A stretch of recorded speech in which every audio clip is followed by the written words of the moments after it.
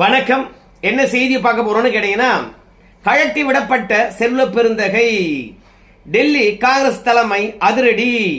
அந்த செய்தியுடன் 3200, 3500, 4000, 8000, 8.5 கோடி, இது என்னன்றது உங்களுக்கு தெரியும்.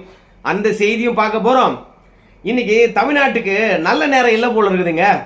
ஏன்னா விழுப்புரம் பக்கத்துல ஒரு விவசாய கிணத்துல கார் கவிழ்ந்து 3 பேர் உயிரிழந்திருக்கின்றார்கள். கொடூரமானது.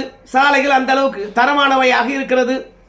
அது மட்டும் இல்லாம திருநெல்வேலி மாவட்டம் பெரும்பத்து கிராமம் போதை கும்பல் 9 பேரை வெட்டி சாய்த்திருக்கிறது. தனிப்படை அமைத்திருக்கின்றார்கள் 6. அதுல 6 பேரை கைது பண்ணியிருக்கின்றார்கள்.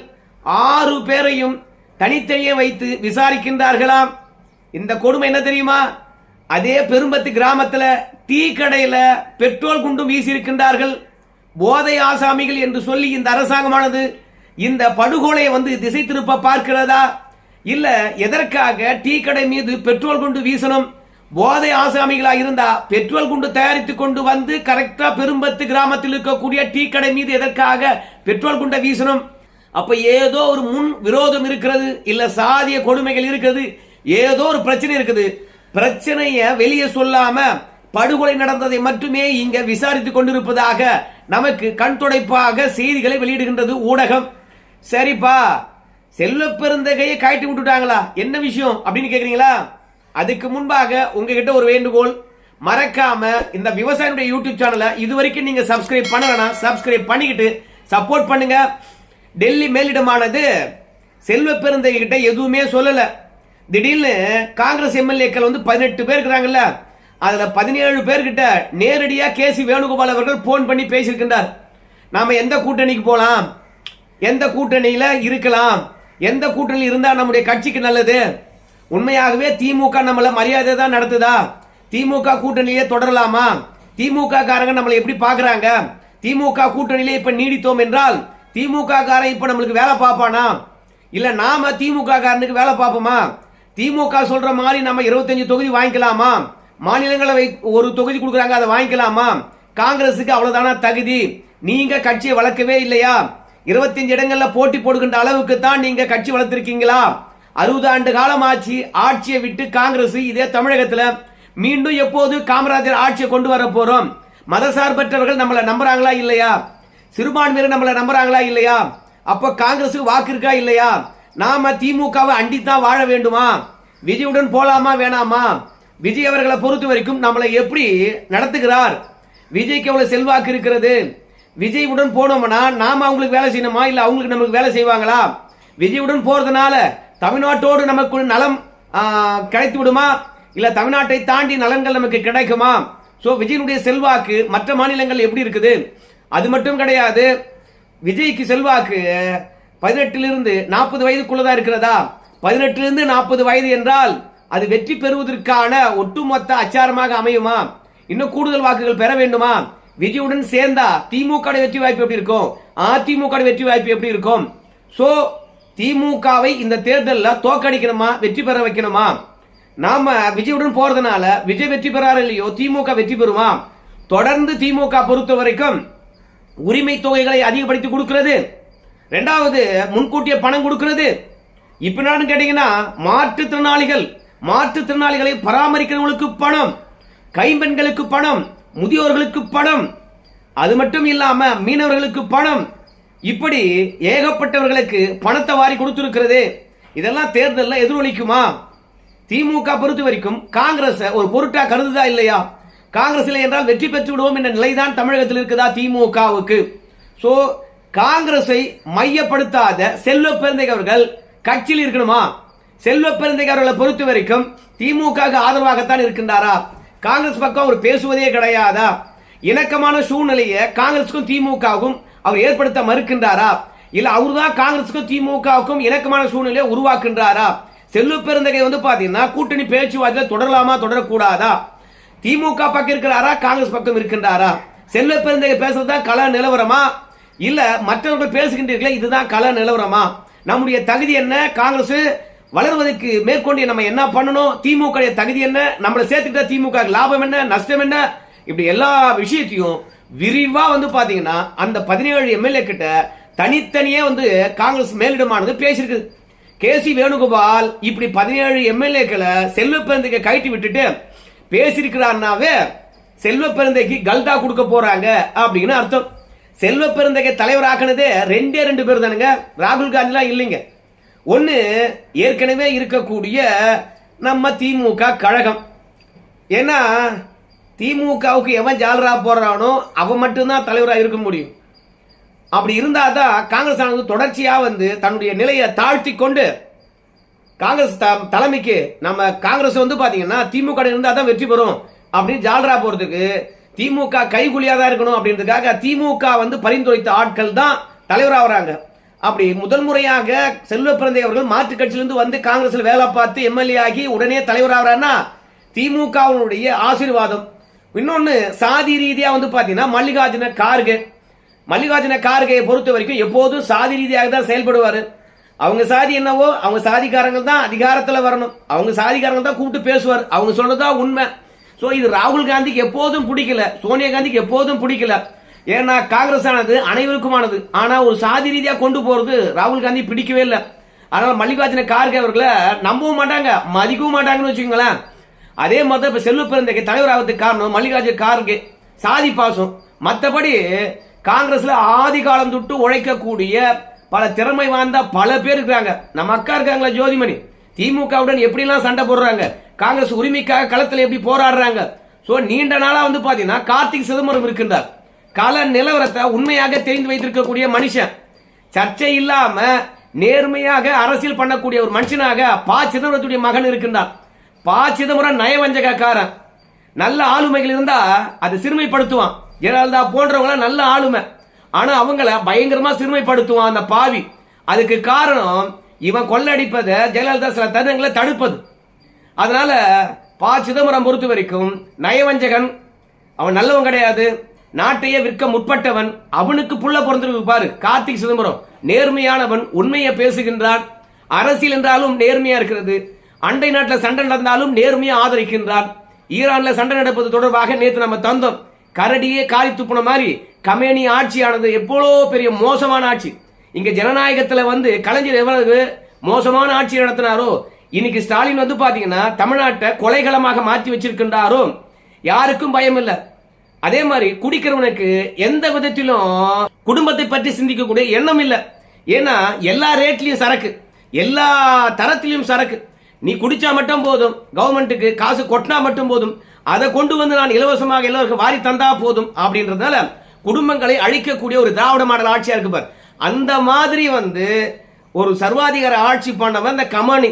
சோ மொத்தத்துல கமனி செத்ததை நியாயப்படுத்தின ஒரே ஆளு இந்த கார்த்திக் சிதம்பரம். இந்த மாதிரி ஆட்கள்லாம் வந்து பாத்தீங்கன்னா காங்கிரஸ்ல இருக்கிறாங்க. காங்கிரஸ் வளர்ச்சி அடைய வேண்டும் என்று மாணிக்கம் தாக்கூர், அவன் வந்து பாத்தீங்கன்னா ஒரு நல்லவன் சொல்ல முடியாது, வல்லவன் சொல்ல முடியாது, ஆனா காங்கிரஸ் உரிமைக்காக பேசுறான்ல. சோ அந்த மாதிரி ஆட்கள்லாம் தலைவராக இருக்கின்ற பொழுது வெறும் சாதிக்காகவே முன்னிறுத்தப்பட்டு சாதியினாலே தலைவராக்கப்பட்டு திமுகவுக்கு ஜால்ரா போடுவோம் என்ற ஒரே காரணத்துக்காக செல்வ பிறந்தையை தலைவராக்கி வச்சிருந்தா என்ன பண்ணுவான்? காங்கிரஸ்க்காக உழைப்பான். அதனால செல்வ பிறந்தையை கைட்டி விட்டுட்டு எல்லா எம்எல்ஏ கிட்டையும் தனித்தனியா பேசியிருக்காங்க. அப்பதான் அந்த 17 எம்எல்ஏக்கள் சொல்லியிருக்கிறாங்க, சாமியே இந்த செல்வ பிறந்தையை பார்த்தீங்கன்னா நல்லவனே கிடையாது, திமுகவுடைய கைகூலி, அவனை நம்பினா காங்கிரஸ் திமுகவில் போய் கரைச்சிட வேண்டியதுதான், கட்சி இணைச்சிட்டு எனக்கு ஒரு பாதி கொடு அப்படின்னுவான். இப்பொழுதே வந்து பாத்தீங்கன்னா இந்த எம்எல்ஏக்களை பல பேரை விலைக்கு வாங்கி வச்சிருக்கான் அப்படின்னு தனித்தனியா போய் சொன்னாங்களாம். நிறைய எம்எல்ஏக்கள் வந்து பாத்தீங்கன்னா திமுக எதிராக தான் பேசினாங்களாம். அதனால செல்வ பிறந்தகை கட்சி உடைக்கின்ற மூடு இருக்கிறாரு, என்ன நடவடிக்கை எடுக்க போறீங்க அப்படின்னு எம்எல்ஏக்கள் சொல்லியிருக்கிறாங்க. செல்வ பிறந்தகை மீது இவ்வளவு புகாரு. சரி, திமுக காங்கிரஸ் கூட்டணி உடைஞ்சிடுமா அப்படின்னு கேட்டீங்கன்னா, திமுகவுக்கு ஒரே ஒரு கைகுலியா இருக்காங்க. நாம சொல்லல, ப சிதம்பரம் அவன் சோனியா காந்தி கிட்ட போய் சந்திச்சுட்டு நேரா முதல்வர் வந்து சந்தித்து இந்த கூட்டணியை இறுதி செய்ய வேண்டும் என்ற முயற்சியில இறங்கி இருக்கிறான். மொத்தத்துல காங்கிரஸை குழி தோண்டி பதிச்சுட்டு அப்புறம் அறிவாலயத்துக்கு முன்பாக எல்லாரும் பிச்சை எடுக்க போறானுங்க போல இருக்கிறதுபா. நம்ம முதலமைச்சரை பொறுத்த வரைக்கும் தினம் ஒரு அறிவிப்பு, தோல்வி உறுதி என்பது அடிக்கடி அவருடைய கண்ணுல வந்து ரிப்போர்ட்டா தெரியுது. ஒன்னு, என்டிஏ கூட்டணியானது வலிமை பெற்றுக் கொண்டே வருது. அவங்க தினந்தோறும் மக்கள் பிரச்சனை பற்றி பேசுறாங்க. பேசுறாங்க என்பதை விட திமுக ஆட்சியில அனுதினமும் நடக்கின்ற துன்ப துயரங்களை மக்கள் நேரடியாக பார்க்கறாங்க, நேரடியாக அனுபவிக்கிறாங்க. அதனால இந்த திராவிட மாடல் ஆட்சியை பணம் கொடுத்தா கூட ஏற்றுக்கொள்ள முடியாத நிலையில தான் இருக்கிறாங்க. ஒரு அம்மா பணம் வாங்கிச்சு, அந்த அம்மா எந்த மாதிரி கழுவி ஊத்துது பாருங்களேன். 3000 ரூபாய் பொங்கல் பரிசு, 5000 எங்க காசு. நான் கூட என் பையனுக்கு ட்ரெஸ் எடுக்க போனா அங்க நான் வரி கட்டினேன், டாக்ஸ் கட்டினேன், எல்லாத்துக்குமே நான் டாக்ஸ் கட்டினேன். இந்த ஒரு 5 வருஷமா என் டாக்ஸை முடிவு பண்ணா இன்னும் அவங்க 1 லட்சம் ரூபாய் கொடுத்தாலும் எனக்கு பத்தாதுதான் இன்னைக்கு இருக்கிறதுக்கு. அது எப்படி அவங்க காசு ஆகும்? அவங்க நகை அட வச்சாங்களா? அவங்க லேண்ட் எடுத்து கொடுத்தாங்களா? எங்கிட்டே பிடுங்கி எங்கிட்டே கொடுத்து தமிழ் மக்கள் இதுல பாதி பேர் வராமன்னு நம்ம பஸ் மறியல் அந்த மறியல்னு பண்ணிட்டு தான் இருக்காங்க. எல்லா பேத்துக்குமே கொடுத்துட்டீங்களா? பாதி பேர் 4 வருஷம் 5 வருஷம்லாம் வாங்க. இப்படி மக்கள் தெளிவா இருக்கிறாங்க. எவ்வளவு பணம் கொடுத்தாலும் திமுக ஓட்டு போட மாட்டாங்க பொழுது. சரி, இவங்கெல்லாம் ஓடுறாங்க, உழைக்கிறாங்க. நாம கொடுத்த 5000 ரூபாய் பணம் வந்து பாத்தீங்கன்னா பெருசா இவங்களுக்கு தெரியல.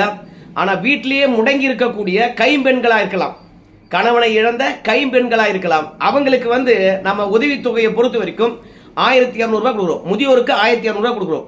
அதனால நாம இன்னும் இந்த நலிவு நீக்க சிறப்பு நிதி என்று சொல்லிட்டு ஒரு 2000 ரூபாய் சேர்த்து போட்டு 3200 ரூபாயா போடுவோம். பெண்கள் வந்து பாத்தீங்கன்னா கணவனை இழந்திருக்காங்க, ஆதரவற்றவர்களா இருக்கின்றார்கள். ஸோ அவங்க நம்மளுக்கு ஓட்டு போட மாட்டாங்களா? அப்படின்னு மாற்றுத்திறனாளிகளை பொறுத்த வரைக்கும் அவங்களுக்கு நம்ம ஒரு 1500 ரூபாய் தரோம் பென்ஷனு. அவங்களுக்கு வந்து பாத்தீங்கன்னா இதே நலிவு நீக்க சிறப்பு நிதி 2000 ரூபாய், அப்போ 3500 ரூபாய். அதே மாதிரி மாற்றுத்திறனாளிகளை பராமரிக்கிறாங்களே அந்த மாற்றுத்திறனாளி இருக்காங்களே அவங்களுக்கு 2000 ரூபாய் பென்ஷன், அவங்களுக்கு ஒரு 2000 ரூபாய் சேர்த்து 4000 ரூபாய். அதுக்கப்புறம் மீன்பிடி தடை காலம் ஏப்ரல்ல இருந்து ஜூன் வரைக்கும் நம்ம மீனவர்களுக்கு வந்து பார்த்தீங்கன்னா தேர்தல் அறிவிச்சிட்டாங்க என்ன பண்றது, அதனால முன்கூட்டியே 8000 ரூபாய் கொடுத்துட்றாங்க. அது மட்டும் இல்ல, நீலகிரி மாவட்டத்தில் பொறுத்த வரைக்கும் ஒரு 14843 தேயிலை விவசாயிகள் இருக்காங்க. அவங்க 15 கூட்டுறவு வங்கி மூலமாக பசும் தேயிலையை கொள்முதல் பண்ணியிருக்காங்க. அந்த பசும் தேயிலைக்கு கிலோ 2 ரூபாய் வீதம் அதிகரித்து 8.53 கோடி அளவுக்கு பணத்தை விடுவித்திருக்கின்றார்களாம். ஸோ ஏன் இப்படி விடுவித்தாங்க அப்படின்னு பார்க்கும் பொழுது நம்ம முதலமைச்சரை பொறுத்த வரைக்கும் 5000 ரூபாய் போட்டாங்கல்ல, அந்த 5000 ரூபாயில கோடை சிறப்பு நிதின்னு போட்டாங்க இல்லையா, ஒரு 2000 ரூபாய். அது எல்லாருக்கும் போட்டா நல்லா இருக்குமே. அரசாங்கத்தில் வந்து பார்த்தீங்கன்னா சில பேர் பென்ஷன் வாங்குறாங்க இல்லையா, அவங்களுக்குலாம் இந்த பெண்கள் உரிமை தொகை கிடையாது. அதனால பெண்கள் உரிமை தொகை இல்லாதவங்களுக்கும் இந்த கோடையானது வாட்டி வதைக்காதா, ஸோ அவங்களுக்கும் ஒரு 2000 ரூபாய் கொடுத்தா நல்லா இருக்குமே அப்படின்னு கோரிக்கை வச்சாங்களா. ஸோ நாம் 5000 ரூபாய் கொடுத்தது நல்ல வரவேற்பை பெற்றிருக்குது. அப்போ இயலாதவர்களையும் நம்ம ஒன்னா சேர்த்து தானே அழைச்சிக்கிட்டு போன வளர்ச்சிக்கு. அப்படின்றதுனால இப்போ அவங்கவுங்க வாங்குன்ற பென்ஷன் தொகையில 2000 ரூபாய் சேர்த்து போட்டிருக்காங்களா. அதனால இப்போ இன்னைக்கு மொத்தமா வந்து பாத்தீங்கன்னா 2000 ரூபாய் வாங்குறவங்களுக்கு 4000 ரூபாய் வந்திருக்கும், 1500 ரூபாய் வாங்குறவங்களுக்கு 3500 வந்திருக்கும், 1200 ரூபாய் பென்ஷன் வாங்குறவங்களுக்கு 3200 வந்திருக்கும். மீனவர்களுக்கு ஏற்கனவே குடும்ப தலைவி என்ற அடிப்படையில அவங்களுக்கு 5000 ரூபாய் ஏற்கனவே வந்திருக்கும். இப்போ மீன்பிடி தடை காலம் என்று சொல்லிட்டு அது ஒரு 8000 ரூபாய் வந்திருக்கும். ஸோ தேயிலை தோட்ட தொழிலாளர்களுக்கு கிலோ மீது 2 ரூபாய் ஏற்றிருப்பதனால அவங்களுக்கும் லம்பா தொகை வரும். ஸோ மொத்தத்தில் எல்லாரும் வந்து பார்த்து திமுகவுக்கு தான் ஓட்டு போடணும். அவங்க 200 தொகுதி வெற்றி பெற வேண்டும் என்று குறி வச்சுட்டாங்க. ஸோ அந்த 200 தொகுதியை அடையாத முன்னாடி விடவே மாட்டாங்க. மாதா மாதம் டாஸ்மார்க்ல விற்பனை ஆகி வருகின்ற காசு, வரி வருவாய் எல்லாமே இலவசத்துக்காக வாரி கொடுத்துக்கிட்டே இருக்கிறாங்க. எவனா ஒருத்தன் ஏன் சட்டம் ஒழுங்கு சரி பண்ணலாம்ல, எவன் கேட்க போறான்? ஊடகம் கேட்டா தானே நம்ம மக்களுக்கு சூடு சொரண வரும். அதிமுக ஆட்சியில் லபோன்னு அடிச்சுக்கிட்டானுங்க சின்ன சின்ன விஷயத்துக்கு கூட. இன்னைக்கு இத்தனை பேரை வெட்டி கொண்டு இருக்காங்க, யாரும் கேட்கல. சாலை போய் பாருங்க தரமற்று கிடக்குது, யாரும் கேட்கல. பள்ளிகளை போய் பாருங்க தரமற்று இருக்குது. கல்வி தரத்தை போய் பாருங்க காரித்துப்புற மாதிரி இருக்கிறது. ஸோ எல்லாமே இந்த ஆட்சியில் பணிகள் நடைபெறாம அப்படியே கிடக்குது. மருத்துவமனைக்கு போங்களேன், போகவே முடியாதுன்னு வச்சுங்களேன். அது இல்லாமல் பல இடங்கள்ல பொது கழிப்பிடங்கள் போங்களேன், பேருந்து நிலையங்களை போய் பாருங்களேன். ஸோ இந்த ஆட்சியில் ஒட்டுமொத்தமாக வந்து பார்த்தீங்கன்னா அடிப்படை வசதிகள் நாரி போய் கிடக்குது. தெருவிளக்குலேருந்து எல்லாமே நாரி போய் கிடக்குது. ஆனால் கையில் மட்டும் பணம் வருது. குஷ்ட ரோகி இருக்கல, குஷ்ட ரோகி, அந்த குஷ்ட ரோகி நோயை வந்து குணப்படுத்தாம அவனுக்கு விருந்தளித்து கௌரவிக்கிற மாதிரி இன்னைக்கு மக்களுடைய பிரச்சனையை தீர்க்காம பணம் போட்டு விட்டுருக்காங்க. அதனால இனிமே எங்களுக்கு தான் வாக்கு. டே காங்கிரஸ், நீங்க எல்லாம் கூட வந்தா என்ன வராட்ட என்னடா, நாங்க பணமா போடுறேன்டா. இப்ப தெரிஞ்சுக்க, திமுக கூட வரணுமா வரக்கூடாது என்றதை நீ முடிவு பண்ணிக்கடா பரதேசியே. டேய் காங்கிரஸ், வரையே வரலடா, பாரா கவர்மெண்ட் பணத்தை எடுத்து கொடுத்து நாங்க வெற்றி பெற போறோம். என்னது திருக்கடை தேங்காய் எடுத்து வழிப்பிள்ளையாருக்கு உடைச்ச மாதிரி நம்ம வரிப்பணம் எடுத்து மக்களுக்கு நாங்கள் பணத்தை கொடுத்துட்டோம் அப்படின்னு விளம்பரம் பண்ணி அவங்க வெற்றி பெற போகிறாங்களாம். இதுக்கு காங்கிரஸ் உறுதுணையாக இருக்கணுமா? இன்னைக்கு தான் இறுதி முடிவு. மேலே எம்பி ஏற்றுக்கிறாங்களா இல்லையா அப்படின்றது தெரியணும். ஸோ என்ன பண்ணுறாங்கன்னு பொறுத்து வந்து பார்க்கலாம். கரெக்டாக 1 மாத இடைவெளியில் பணத்தை போட்டுக்கிட்டே இருக்கிறாங்க. இன்னும் எத்தனை அதிரடி வரப்போகுதுன்னு தெரியல. ஆனால் என்டிஏவில் இருக்கிறவங்க தான் என்ன பண்ண போகிறாங்கன்னு தெரியல. ஆனால் திமுக வெற்றி பெறாமல் விடாது. இந்த தேர்தல் திமுக பக்கம் நகர்ந்து போச்சு. அதனால் தேர்தலை வைப்பதை விட திமுக வெற்றி பெற்று விட்டது என்று அறிவித்து விடலாம். ஏன் சொல்கிறேன்னு கேட்டிங்கன்னா, தனக்கு புற்றுநோய் இருப்பதை தெரியாமல் பால் பாயாசம் ஊட்டுறான் பாரு, அவனை கொண்டாடுகின்ற ஒரு உலகமாக இருக்குது. நம்ம பணத்தை எடுத்து நமக்கான வளர்ச்சி திட்டத்தை தராமல், வேலை வாய்ப்பை தராமல் மீனை கொடுக்குறாங்க, மீன் பிடிக்க கற்றுக் கொடுக்கலையே அப்படின்னு யோசிக்காத இந்த மக்கள் கூட்டத்தில் நடுவே நான் மட்டும் நல்லதை பேசி என்ன நட்டுக்கிட்டு போகிறது. அதனால் இன்னும் 5 ஆண்டு காலம் திமுக அடாவடி பார்த்த பிறகு தான் ஐயோ எவ்வளோ பணம் கொடுத்தா கூட திமுக ஓட்டு போடக்கூடாதுப்பா அப்படின்ற எண்ணம் வரும். பொறுத்து வந்து பார்ப்போம் என்ன நடக்க போகுது. நன்றி நண்பர்களே.